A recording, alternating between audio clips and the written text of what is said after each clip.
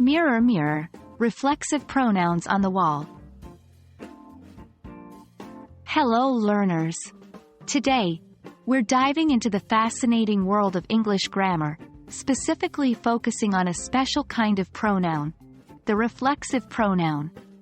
If you're puzzled by these little grammatical gems, don't worry. By the end of this video, you'll be able to use them with confidence and clarity. A reflexive pronoun is a type of pronoun that is preceded by the adverb, adjective, pronoun, or noun to which it refers, within the same clause. In simple terms, when the action of the verb turns back on the subject, we use a reflexive pronoun. Let's look at an example.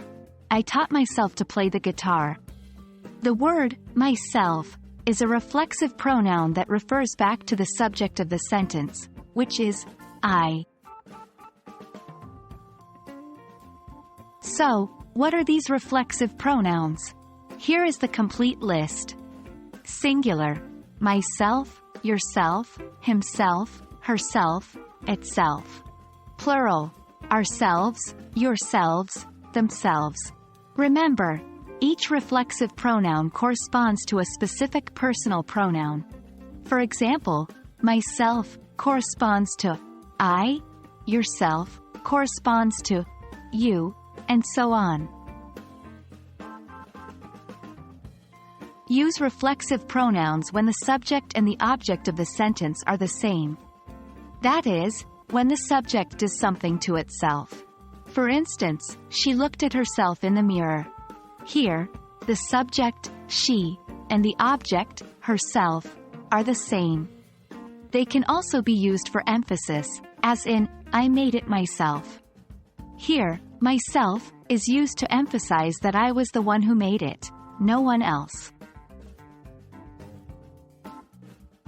One of the common mistakes people make is using a reflexive pronoun when it isn't needed.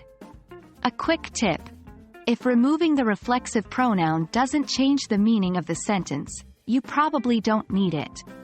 Incorrect: my brother and myself went to the game. Correct: my brother and I went to the game. The reflexive pronoun, myself, isn't needed here because the subject isn't doing something to itself. So, that's the whirlwind tour of reflexive pronouns. Remember, reflexive pronouns are your way to reflect the action back to the subject. They're simple to use once you've got the hang of them. Keep practicing and soon, using reflexive pronouns will be a breeze for you.